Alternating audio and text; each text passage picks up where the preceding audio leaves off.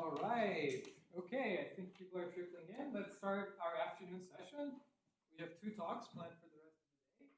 First of which will be presented by Professor Graham Smith from the University of Birmingham, who's going to tell us about multi-messenger gravitational lensing. Professor, take it away. Great, thank you. Hopefully the technology is surviving me wrestling with it. Great, so hi everyone. I'm Graham Smith. I'm from the University of Birmingham and spending this semester here at the University of Vienna based at the observatory. And indeed, I will talk about multi-messenger gravitational lensing and use that as a way to introduce, actually on the next slide, the Vera Rubin Observatory. So you probably gathered already my bias in this sort of broad topic of this meeting is towards how electromagnetic data can help with the discovery of gravitationally lensed phenomena, in particular gravitational waves. And in case you hadn't guessed already, you see there in the on top of Cerro Pachon and the Chilean Andes, you see the Vera Rubin Observatory, and telescope is inside the dome and it's working. We're busy commissioning it, perhaps not quite as we speak, but in these weeks right now. Hopefully I'll stop stumbling over furniture and technology soon enough. Okay. So I thought it would be helpful to, given the electromagnetic focus of this talk, to just get straight down to introducing the Vera Rubin Observatory. And I mean, talking about the observatory and all of the science that can be done with it over the next 10 years plus is the subject of many, could be the subject of many talks. I start at the top with some important terminology. So the observatory itself is home to a telescope, which is named after a donor, Simoni. And together, these will do the legacy survey of space and time. The acronym LSST used to have a different meaning, but we won't bother going there now. And the one bullet takeaway from this slide is that the telescope and its survey is at least 10 times more powerful as a survey telescope than anything that has gone before. And the reasons for that are essentially in that first bullet point, because it is a very big telescope, a diameter of about 8 meters, and 8-meter diameter telescope is not revolutionary, but it is revolutionary if you couple it with a 10 square degree field of view. And there's nothing particularly special about the wavelength range. These are the standard sort of wavelength range of ground-based optical and near-infrared observing, from the UV cutoff out to about 1 micron. But with the light grasp of the combination of the size of the telescope and the size of the field of view, it can do something that's never been done before, which is to, it's a bit cartoon-like, but make a 10-year movie of the night sky, but to make it to a really faint sensitivity limit. For people who like counting photons at, at a level that I couldn't even dream of, we're talking about 1 photon per square meter per second, which in terms of an optical survey is very faint. So it's about, in terms of its raw sensitivity, in a single visit to a single patch of sky, it goes approaching a factor of about 60 fainter in terms of photon counting than anything that's gone before. And perhaps no surprise then, it's going to open up a lot of discoveries. I'm particularly excited about the gravitational lensing discoveries. And to give you some flavor there, in terms of gravitational lens supernovae, people might disagree about how many have been found so far, but it's 1 or 2 handfuls. There'll be roughly 1 in the data per night. will we be smart enough to find them? Who knows? We're working hard on it. But pretty well calibrated estimates are around 100 gravitational lens supernovae per year. And more important for this audience is, if you think about then a population of gravitational lenses that might be useful for kind of science discussed in this meeting, we will, over the coming years, discover and characterize about 100,000 gravitational lenses. In a way, I like to think about that in terms of, I'm not an instrument builder, but I like to think of that a bit like in terms of instrument building. So by discovering all of these lenses, we're going to find out where all of the gravitational telescopes are in the sky, such that we can then start to think big in terms of coupling them with the real hardware and detector technology that we have on the ground and in space that human beings have built. I'll say a bit more about that, perhaps, obviously, later in my talk. The breadth of science is huge. You can see going all the way from the solar system to cosmology. It's a US-led project, so it's like a $100 billion construction project, and with many international partners, of which the UK is the largest. I've been heavily involved in that since we got going about 10 years ago. And there is a general perception that, oh, well, you know, you're about to start the survey. You've been getting ready for about 10 years. It's just too late to get involved, isn't it? No, it's not. It's not so well advertised, obvious, but if people are interested to get involved, let me know. I can explain to people offline how one might go about doing that. And of course, there'll be a huge amount of data. And so we need people who can write smart algorithms to help us do my science with the data. But I won't really say too much about that today. So for better or worse, for better or worse, in the mid-2000s, I got interested in the question of the general topic of gravitational lensing of gravitational waves. That was a bit too early, perhaps, so really got interested in it again after the first direct detection of a gravitational wave. And coming from my opportunistic optical observer's background, then I started thinking about, well, we know where a lot of the multiply imaged galaxies are in the sky. What if the one or more of these early grav wave detections was actually gravitationally lensed and lived in one of these distant galaxies, sort of halfway across the universe? So this sort of helps to frame how I started thinking about the problem about 10 or more years ago, and still think about it this way in many ways. Apologize for arriving halfway through the second day, so I'm not too sure what talks have gone before. But I think it's important to say on behalf of the community that's interested in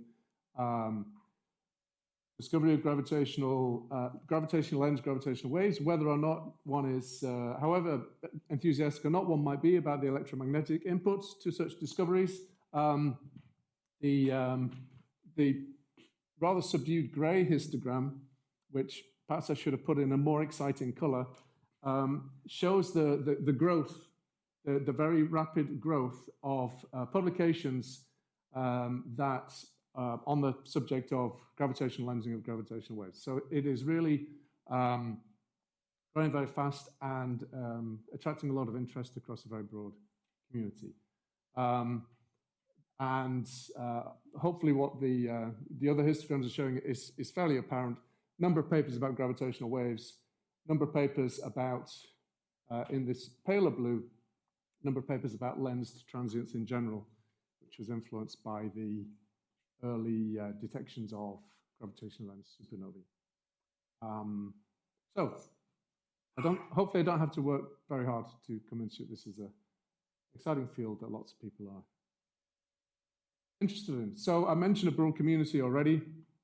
Many of us came together earlier this year at a very nice meeting in Manchester, and from across the different communities, both gravitational wave communities, electromagnetic communities, people who've done electromagnetic follow-up in the early years of grav wave detection, so people who are heavily involved in discovery and science of GW 170817, for example.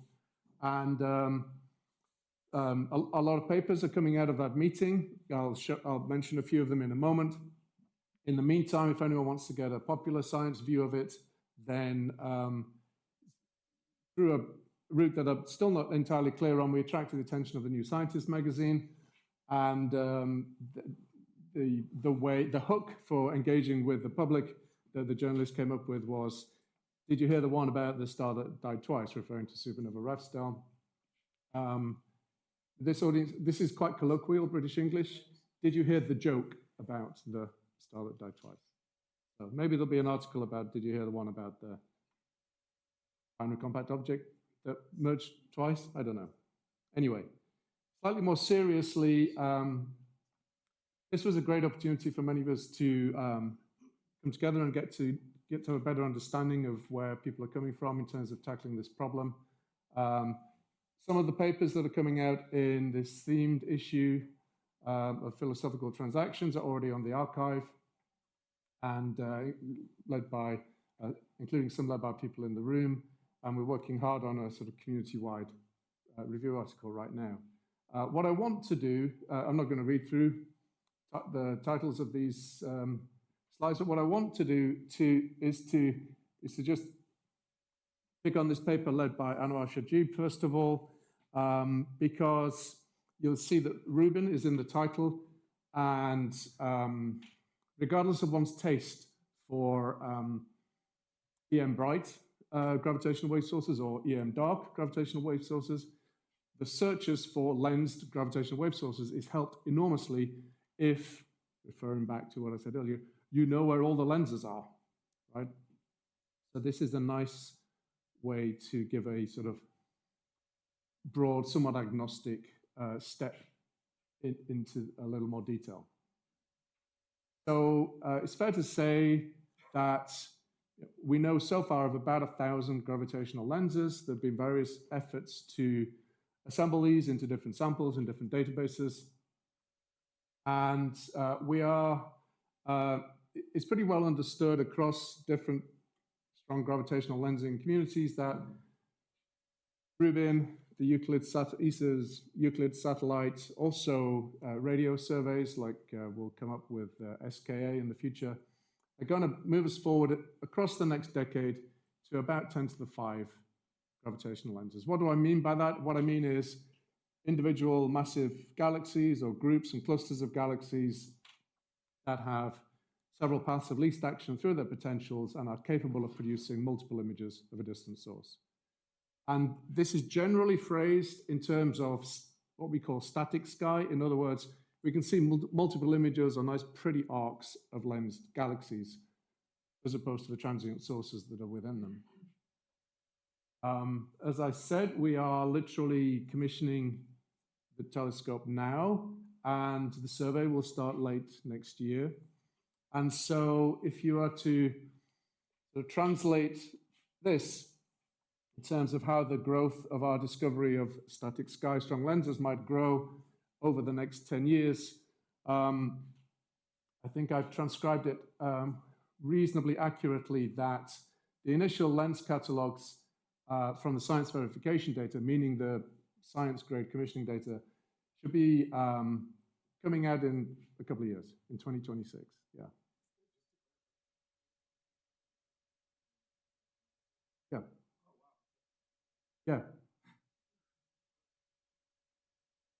Yeah. Yeah. Yeah, so we're, I mean, we are observing now. Not, if I could think about time zone differences to Chile, I could, yeah. Finesse that statement as to really, do I mean now? But yeah, like this minute, yes. So we have two cameras. One is a commissioning camera, which has a field of view about the size of the moon. And so after some uncertainties, it is on the sky, meaning that we are observing the night sky. And the commissioning is going better than expected. So there was a chance for a while that we would do a little more than engineering sort of observations, but it went very well. And so we're actually getting data that we're observing some of the deep fields. I don't know how well people know their sort of different patches of sky from astronomy terms, but the extended Chandra Deep Field South and the Euclid Deep Field South are being actually observed in all 6 filters, small chunks.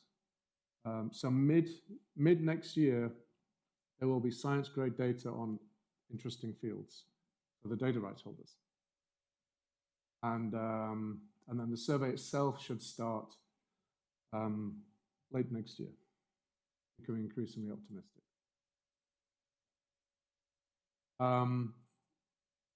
Yeah, so that bullet point there is just sort of calibrating this. This year 1 of data will be approximately 2026, and so all going well, the lenses that we discover in those data will be coming out in the following year.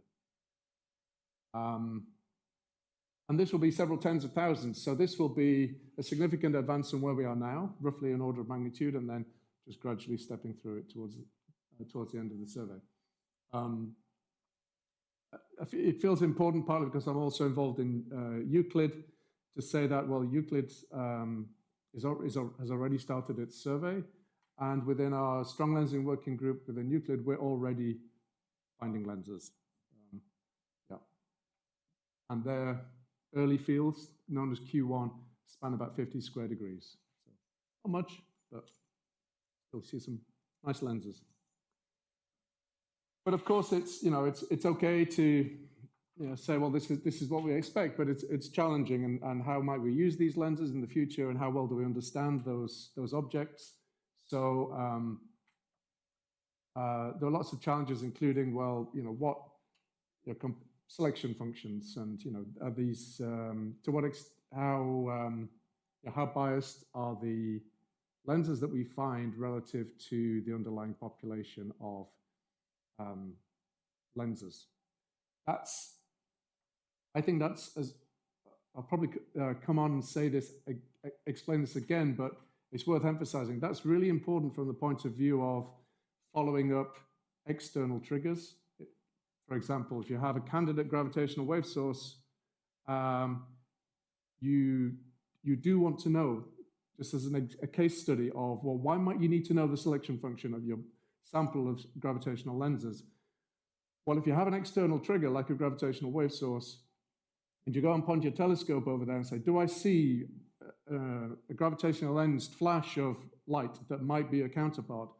Well, if you just concentrate on the lenses that you found in that patch of sky, then the answer to that question is going to be biased to what you've looked for in the past. Just to give an example of why selection functions are important. Also, the sharp-eyed amongst you may have noticed this as galaxy-galaxy lens. And I also noticed that these Einstein radii are on the small side. That's because a lot of attention, no criticism implied, a lot of attention has focused on galaxy-scale lenses. And there are all sorts of reasons for that. But there are lonely early-type galaxies are not the only objects in the universe that cause gravitational lensing phenomena. And so there's a big question that we're starting to get a handle on now, which is, well, what about more massive lenses, and what impact might they have on the kind of searches that I'm outlining in this talk? Yeah. Move on. So hopefully what I just said is a nice introduction to this slide, which is, well, what does strong lensing? Admittedly, this is just concentrating on large structures, large extended mass distributions. It's not looking at the small lenses like individual stars or compact objects acting as lenses. So this is from you might say, relatively classical kind of strong lensing by massive objects point of view. There have been various studies over the years, largely based on simulations, which you see summarized in this plot from Andrew Robertson, as to, well, what is the distribution of the optical depth to strong lensing as a function of halo mass, where this is the the mass of dark matter halos coming from a numerical simulation. And you can look at the different curves and start to think, well, why do some of the predictions seem to peak in different places or disagree, whatever? Well, we've got a lot of work to do to understand that and to figure that out and understand its impact on the searches that we do in the future. The takeaway point, though, is that there's a lot of optical depth across a broad range of halo mass. And so we need to understand how this optical depth is distributed across quite a broad range of objects. That's one part of it. Another part of it is that the structure of these, it's not a self-similar collection of objects. So yes, these objects are less massive, and yes, these objects are more massive, but these objects tend to have flatter density profiles, and that affects their properties as lenses. And these objects tend to have steeper density profiles. And so the shape of the density profile at the Einstein radius, pretending things are symmetrical, but they're not, but the slope of the density profile affects how magnified the objects are, and therefore how far into the universe you can see, affects the arrival time difference between different images of a distant lensed object. And I will resist the temptation to go into the finer details on the plots on the right, but this is the general picture. So we need to understand the run of optical depth to halo mass, but also how the structure of these lenses varies across that mass range as well. One of our challenges. I'd like to phrase the next part of my talk in terms of there's a general question when looking for gravitationally lensed transients, which is, should one look for things that are bright, anomalously bright, or should one look for things where you see multiple copies of the same thing? Magnification versus multiplicity. This is not new. Discussing that in the context of gravitational lensing of gravitational waves is not new. And there's some nice literature on magnification versus multiplicity in terms of looking for gravitational lens supernovae, for example. And taking some, in particular, there are lots of plots showing sky localizations, and lots of sky localizations are a lot smaller than these. So this is just an example from a paper that my postdoc wrote that I can quickly find and put on the slide, okay? But basically, conceptually, today, a lot, not all, a lot of trying to identify candidate gravitational lens gravitational waves is thinking about questions like, does that object look brighter and closer than I expect it to be? And therefore maybe it's gravitational lens. Or do I have two detections that look like they're coming from the same thing? And on the left, you have this trying to illustrate this magnification method where gravitational magnification is basically boosting things to be brighter and closer. So I've already declared my biases. So hopefully it's okay to say then that, well, if one is interested then in using an optical telescope to try to help with this challenge, then one might be, well, one actually is incredibly tempted to select gravitational wave sources that are flagged in LVK alerts as having a reasonably high probability that one or more of the compact objects that merged is in what is often referred to as the mass gap.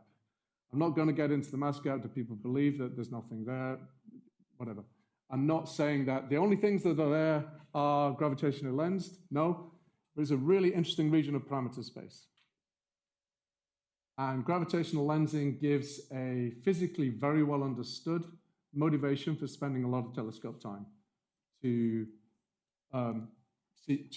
explore that region of parameter space. 5 minutes, okay. So that's basically what we do. Matteo was leading our program on this in 2003. And Dan is currently leading a program on this in 04. So we are doing this experiment live now for another 6 months or so with DECAM. It's like a forerunner of LSST. What else do I have here? Yes, and of course, you know, there are lots of challenges. But I think I've said enough, and I've only got 5 minutes, so I'm going to move on.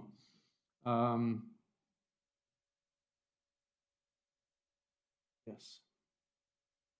So hopefully you don't need to work too hard to convince you that optical data have angular resolution that's really well matched to the challenge.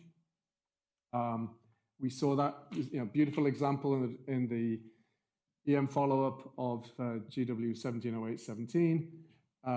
Basically, the angular, we can resolve out point sources from the galaxies that host them, basically, is the point. And also, it's well matched to the angular scale of strong lensing, which is a similar angular scale. So we can recognize new objects, new or indeed long-lived objects on angular scales of about an arcsecond, which is well matched to the underlying physics of what we're looking for.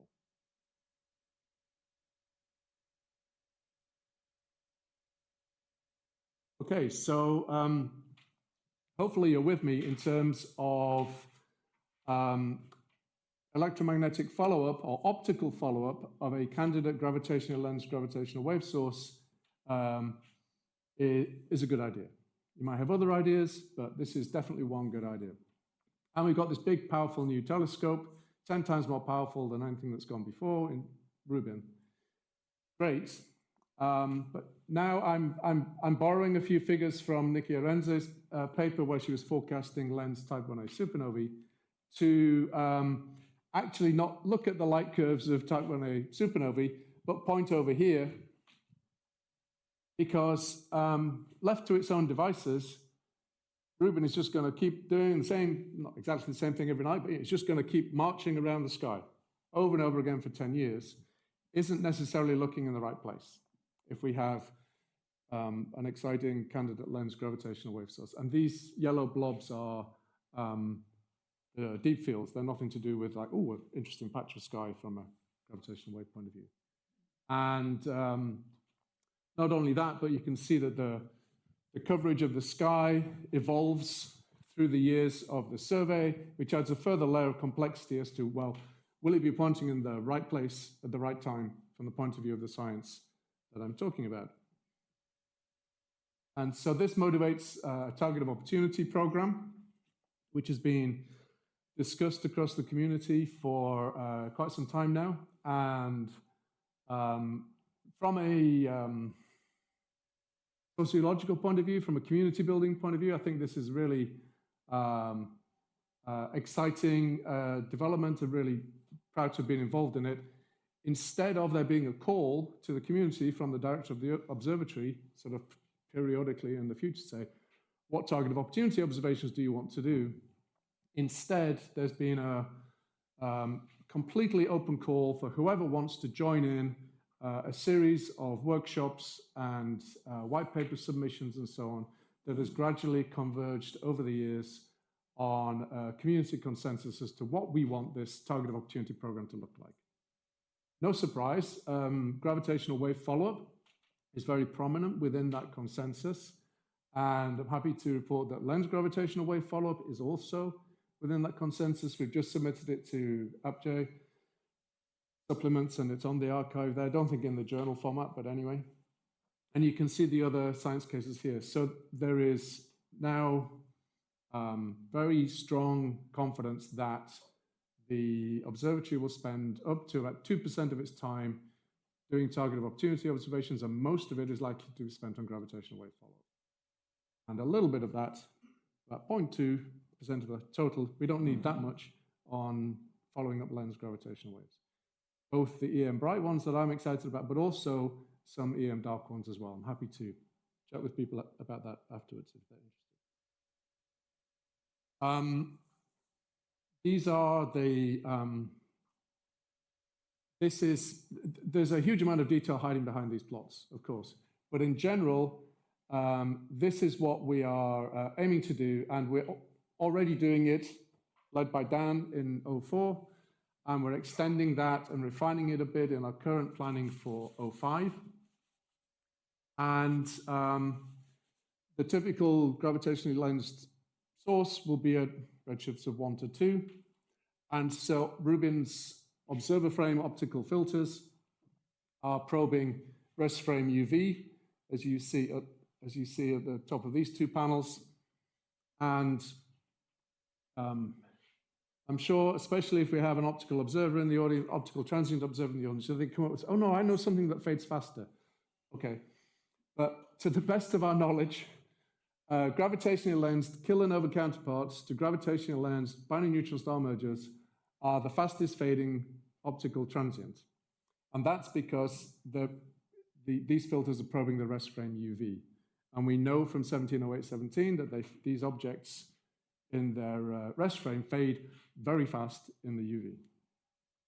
So in general, our approach is to get on the sky as fast as we can, no surprise there, and do it again a night later.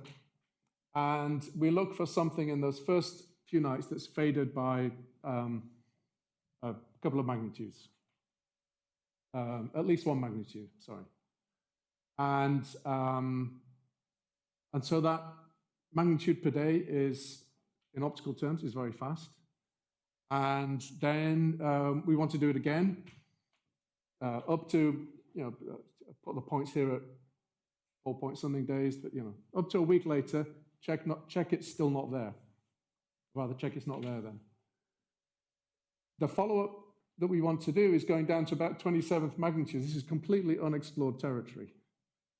So we don't know much at all about the time varying, about the optical time domain on the night sky down to 0.1 photons per square meter per second, 27th magnitude. Bad news.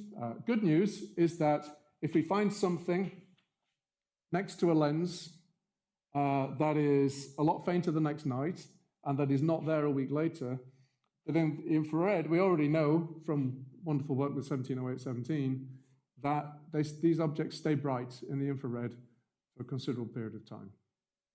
And so our source of spectroscopic follow-up and confirmation of the object will be JWST. Not sure. And yeah, let's move on. So that's the plan. They will be highly magnified. So in 05, the typical source will be magnified by about a factor of 100. This puts us into an interesting region of parameter space. There's a lot in that plot on the right.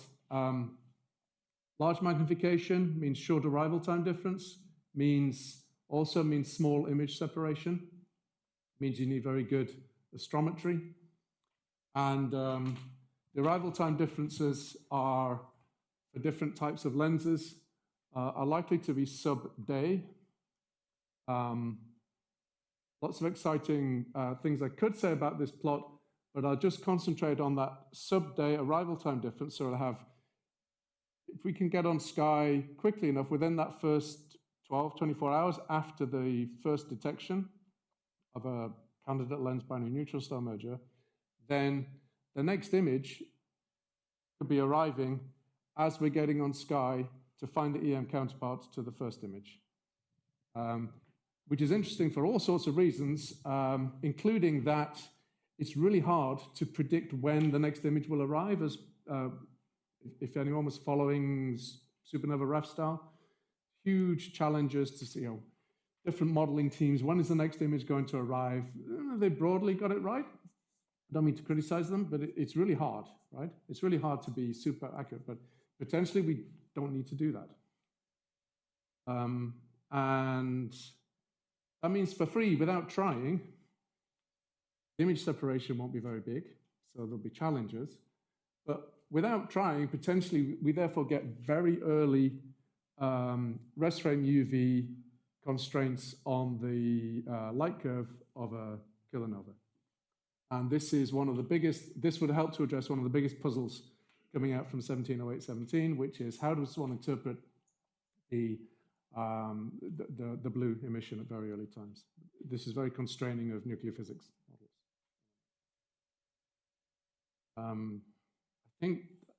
I think you're being very kind. I'm sure I've overrun.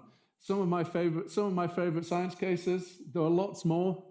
So these are just some of my favorites. So let's move on. Lots of challenges. Happy to chat about any or all of these and more. This is my brain dump as I finished writing my talk this morning. And if anyone wants to talk about potential direct to spectroscopy, electromagnetic follow-up of gravitational wave sources, whether they're lensed or not, let me know. I think there's, we were advocating for this in the white paper about the Wide Field Spectroscopic Telescope earlier this year. And I'll close there. I'm very happy to take questions and discuss. Thanks.